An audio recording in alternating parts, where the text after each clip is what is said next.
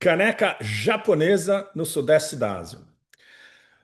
Bem-vindos ao Silpro Studio, ao estúdio da Rota da Seda. A partir de agora, o meu interconector Rússia-China. Eu paro aqui na ida e na volta. E eu estou voltando a Moscou breve. Daqui eu estou voltando para Moscou breve. Infelizmente, alguns dias. Queria que fosse 1 ou 2 meses, mas não dá, porque eu tenho que estar na Itália em dezembro. Mas vai ser um prazer rever os amigos em Moscou. E, nossa, tem uma pilha de assuntos a colocar em dia em Moscou, extremamente sérios. E, evidentemente, todos ligados à relação Rússia-Estados Unidos e, evidentemente, à guerra eterna OTAN-Rússia. Tem um monte de coisa hoje que é uma loucura. Eu tive até que tomar umas notas. Na verdade, as notas para eu não entrar numa digressão que vai durar 10 Pepes Cafés na sequência. Bom, vamos começar com algo que vocês sabem que o Dante tinha 9 círculos do inferno, né? Na Divina Comédia. Esse aqui, que acabou de morrer, ele não cabe nos 9 círculos. Eu tinha que fazer um círculo do inferno especial para ele. O criminoso de guerra Dick Cheney. Bom, vários de nós, por razões profissionais, nós somos obrigados a cobrir o Dick Cheney praticamente sem parar durante 8 anos. Era uma tortura. De 2001 ao final de 2008, início de 2009. No meu caso, alucinante, chegou a paroxismos, né? Porque não era um governo W. George Bush Filho, era o que a gente chamava de regime Cheney.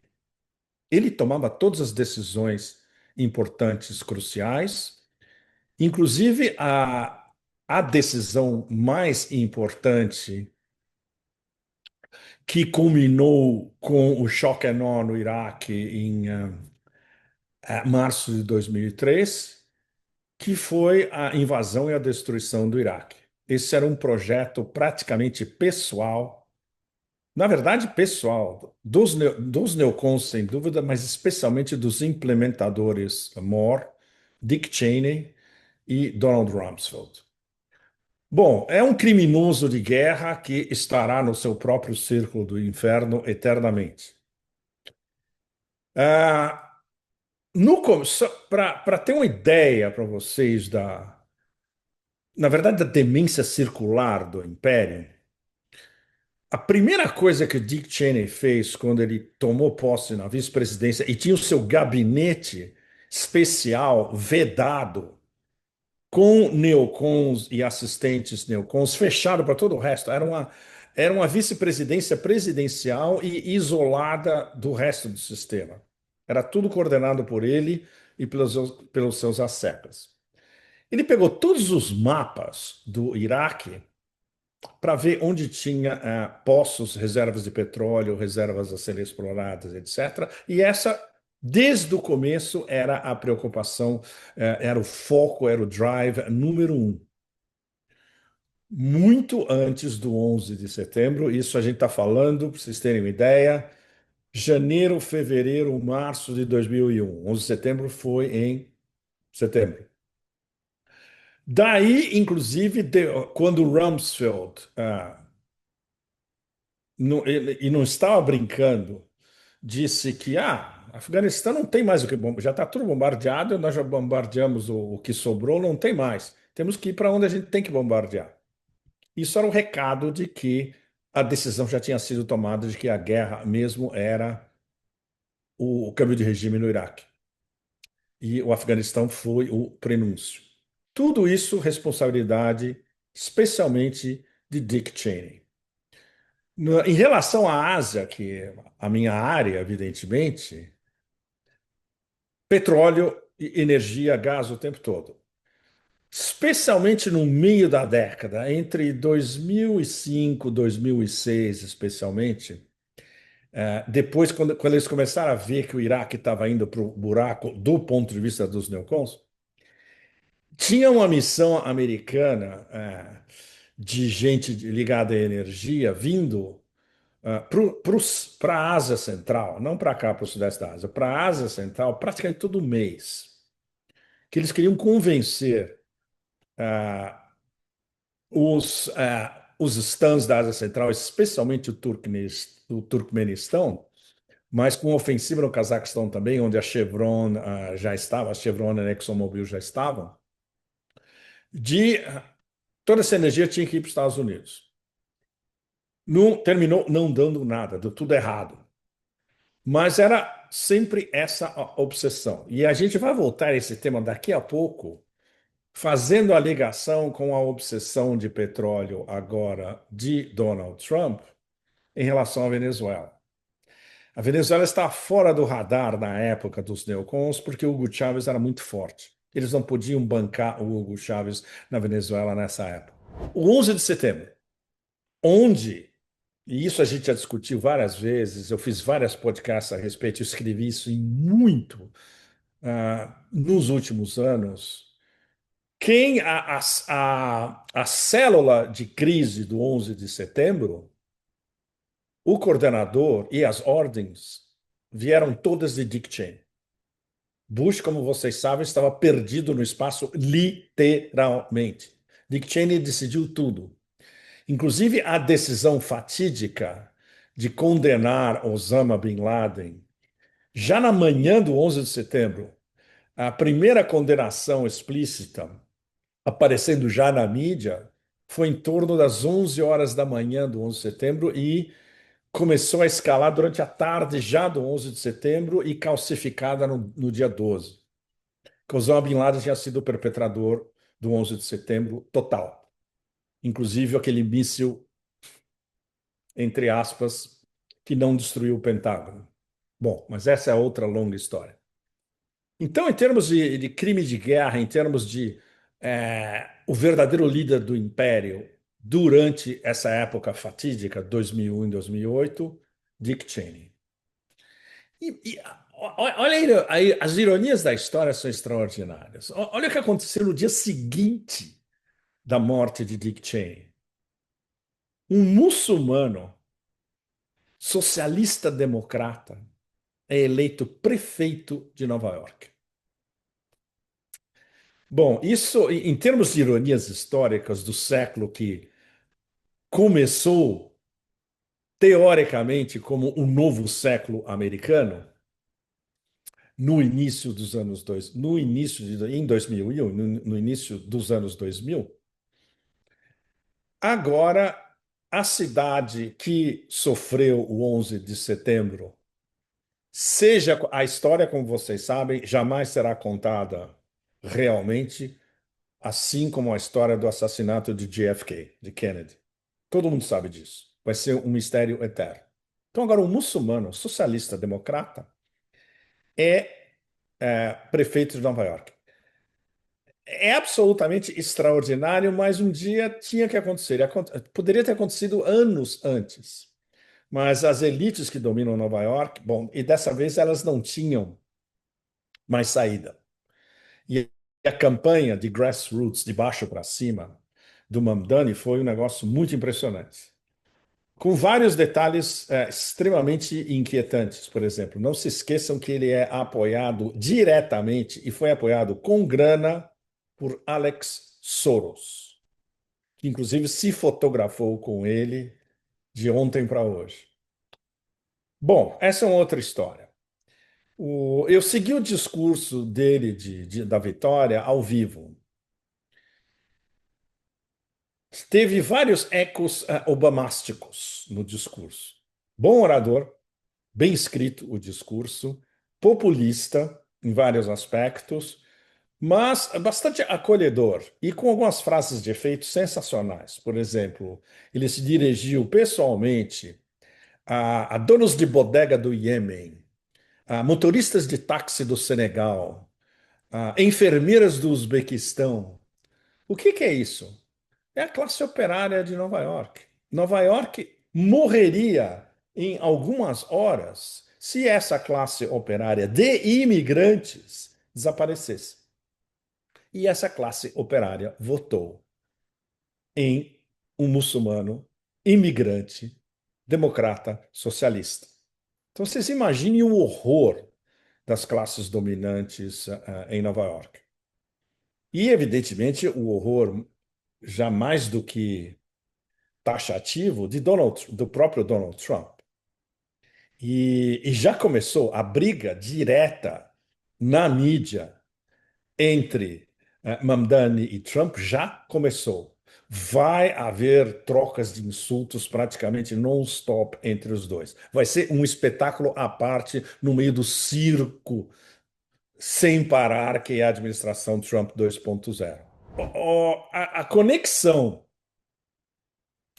Al-Qaeda 11 de setembro agora tem uma conexão direta com Al-Qaeda Casa Branca. Quem vai ser recebido na Casa Branca nos próximos dias? Al-Shara, ou Ciolani, ou seja qual for o nome pelo qual ele corra pelos interstícios do horror, vai ser recebido na Casa Branca. Ou seja, toda a história que todo mundo que tem um mínimo de cérebro no Oriente Médio inteiro, no Oeste da Ásia inteiro, sabe, que Al-Qaeda é uma invenção americana. Inclusive, a ideia Al-Qaeda como banco de dados, como ela foi configurada no início dos anos 80, organizando a jihad no Afeganistão contra a União Soviética, todo mundo sabe que isso foi uma invenção americana. Agora, a normalização absoluta da Al-Qaeda é total. Não só foi normalizado na ONU, como agora é normalizado na Casa Branca, depois de ter sido normalizado pelo Ocidente inteiro, coletivo. A metástase em português é a guerra do terror oficial. Sempre foi. A guerra contra o terror lançada em 2001 por Dick Cheney e o seu porta-voz, George Bush Jr., W, era uma guerra do terror. Uma guerra contra o Islã, que o Império escolheu como inimigo, escolheu o inimigo errado. E só foi perceber isso muito mais tarde, quando os verdadeiros competidores estratégicos, desculpe, a Rússia e a China, aí já era tarde demais, que é o estágio onde a gente está agora.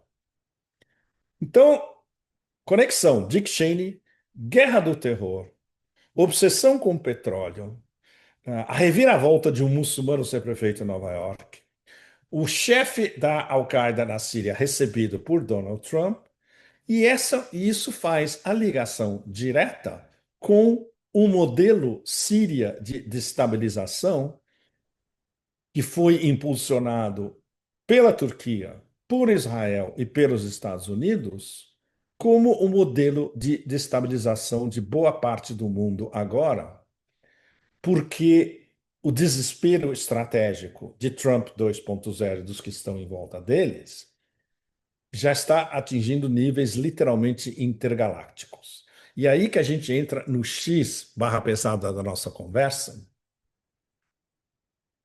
Necessita, inclusive, uma água japonesa.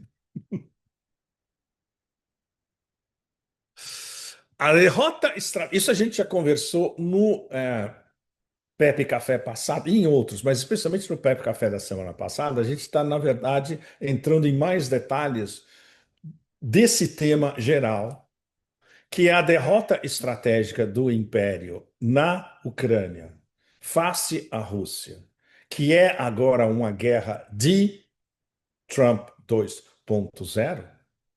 Ele não tem como escapar, ele não tem como administrar, ele nem sabe como administrar, em paralelo com o início de uma derrota estratégica em relação à China nesta guerra tecnológica de comércio e de tarifas, que não tem como o Império vencer essa guerra, especialmente porque a China agora é uma frente unida. Para usar uma expressão maoísta, é agora uma frente unida. A coluna que eu acabei de escrever antes de conversar com vocês, que deve ser traduzida no Brasil até o final dessa semana, ela abre com o que a Rússia, o poder científico russo, atingiu em menos de um ano. Oreshnik, Burevestnik, uh, Poseidon, o torpedo do fim do mundo, e o Khabarovsk, que é um submarino nuclear que pode carregar e lançar até 6 Poseidons. Bom, tudo isso, evidentemente, como você sabe, foi conseguido porque os russos são mestres em usar chips de máquinas de lavar. Sem isso, jamais eles conseguiriam ter essas vitórias científicas e estratégicas. Essa é, eu estou citando a versão oficial daquela coisa que é a líder da Comissão Europeia. Bom, evidentemente, no espaço da OTAN, tudo isso foi celebrado com um silêncio absolutamente ensurdecedor. Eles não têm o que responder em relação a isso. Primeiro, eles nem entendem como a Rússia está em mísseis, em mísseis supersônicos avançada, pelo menos 2, se não 3 gerações em relação aos Estados Unidos, e em relação à Europa, isso nem se conta, a Europa está no século XII. Evidentemente, eles não sabem. Claro, a única coisa que eles sabem é os russos estão blefando. Então, eles vão testar mais uma vez a paciência do urso, que é o que vai continuar acontecendo daqui para frente, dentro dessa lógica das guerras eternas. Bom, muito importante. Vocês imaginem o desespero conceitual, o que é ainda mais complicado, porque Trump é incapaz de conceitualizar. Ele é. No máximo, ele guarda como informação o que ele acabou de escutar nos últimos, não é nem 5 minutos, 1 ou 2. Ou seja, quem tem acesso direto ao seu ouvido é a informação que ele guarda. É alguém que não lê, alguém que não estuda e é alguém que não. Por exemplo, vocês já viram que todas as fotos do apartamento de Trump, absolutamente horrendo, bling bling na Trump Tower, não tem um livro, nem como decoração. Bom, evidentemente ele é facilmente manipulável, mesmo usando todo o seu instinto de sub-Tony Soprano. Não é suficiente. E toda aquela palhaçada da arte do deal. Ele não foi capaz de fazer um deal sério com os russos e não foi capaz de fazer um deal sério com a China. O que aconteceu nesse último encontro, nesse, digamos, falso G2, mas de uma certa maneira um G2, é, Trump, China, Coreia do Sul, foi uma pausa. É uma pausa que vai ser a guerra comercial, de tarifas, tecnológica continua sem parar. E a guerra comercial de tarifas vai ser retomada. Mas isso foi uma pausa entre os dois. É o que a gente tem tentado definir sinteticamente como um decoupling administrado. Ou seja, é um divórcio em todos os sentidos, geopolítico, geoeconômico, comercial, entre os Estados Unidos e a China, e administrado paulatinamente até chegar a um divórcio, provavelmente nos próximos, uma possibilidade nos próximos 3 anos. Ó, inclusive antes do final dessa administração Trump. Então, ó, com 2 derrotas estratégicas à frente, o que sobra para o império? O perigo absoluto, como a gente conversou a semana passada, do império fora de controle, lançando o seu ressentimento e a sua raiva contra o sul global, essencialmente, que é onde entra o dossiê Venezuela. Extremamente importante, porque o império descontrolado está querendo voltar a atacar na África, está usando a Al-Qaeda no Mali para desestabilizar o Mali, que é um elemento essencial da Aliança de Países do Sahel. Usa a sua extensão imperial no oeste da Ásia, aquele culto à morte no oeste da Ásia, para atacar Líbano, Síria, dividir a Síria em pedaços, que é o que já está acontecendo e avançado. Essa lógica de mente de desestabilização da África, do oeste da Ásia, do Caribe, no caso da Venezuela, e eles vão tentar continuando na Ásia também. Com essa sua conexão imperial no oeste da Ásia, o culto da morte, vários personagens principais do oeste da Ásia, incluindo, evidentemente, essas ameaças sem parar contra o Irã, membro dos BRICS. No caso da Venezuela, a gente está chegando a uma intersecção. Bom, essa é uma intersecção demente por definição. É uma intersecção entre a guerra contra o terror, que era uma guerra do terror, e a famosa guerra contra as drogas, lançada pelos Estados Unidos nos anos 80, que virou inclusive tema de zilhões de séries, inclusive séries Netflix. A administração Trump 2.0 está no caminho de perpetrar algo, em termos de lei internacional, absolutamente demencial. Eles estão querendo encontrar subterfúgios legais para enquadrar o presidente Maduro na Venezuela como um narcoterrorista. E aí justificar a lista de opções que está na mesa de Donald Trump e que ele deve decidir. E é plausível, mais do que provável, possível, plausível que ele escolha, inclusive, todas essas opções simultaneamente. As opções principais são uma, uma espécie de choque and awe à la Iraque 2003, em cima de instalações militares e de infraestrutura da Venezuela. Essa é uma possibilidade. A outra, mandar comandos Navy SEALs, como aquele que, teoricamente, matou Osama Bin Laden no Paquistão, essa história, como todos nós que acompanhamos sabemos, muito mal contada, e não foi o que realmente aconteceu, para ou capturar ou assassinar o presidente Maduro. E a terceira opção, uma avalanche militar que incluiria uma variação do choque and awe, mais uma vez, para tomar conta dos poços de petróleo da Venezuela. E para que isso acontecesse, primeiro, tomando conta dos principais aeroportos militares da Venezuela. Então, é bastante plausível que esteja sendo debatido, inclusive, as três possibilidades conjuntas, ou seja, uma reedição brutal do choque and awe em março de 2003 contra o Iraque, dessa vez não contra Bagdá, mas contra Caracas. O que esse desespero revela?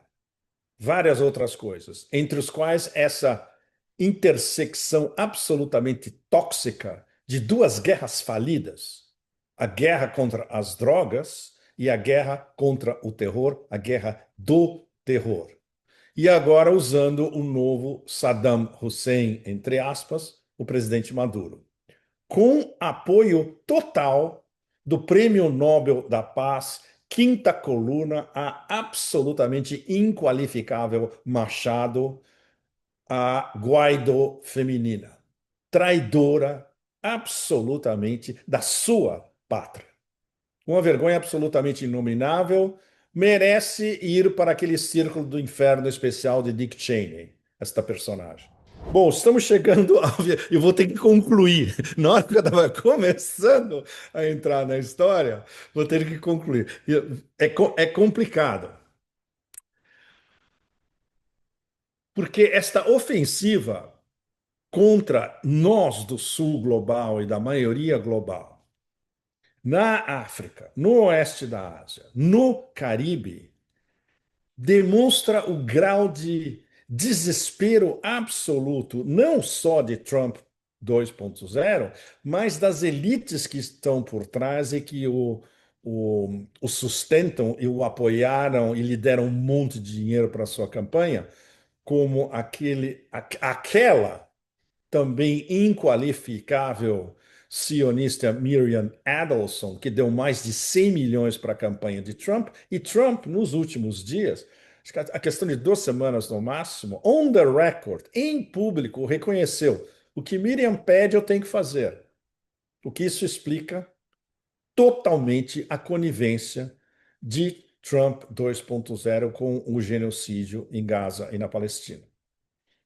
Então, esse é o perigo que a maioria global e o sul global estão preparados. Na verdade, nós temos que perguntar se o sul global, a maioria global, ou a maior parte da maioria global, porque tem várias quintas colunas espalhadas por diversas latitudes do sul global, estão preparados para enfrentar esse império totalmente fora do controle e usando todas as justificativas mais absurdas que possam existir, como no caso da Venezuela, para atacar onde o império acha que tem uma presa que pode ir lá e conseguir. E no caso da Venezuela, mais uma vez, e aí essa é a conexão que faltava na nossa conversa, a conexão petróleo.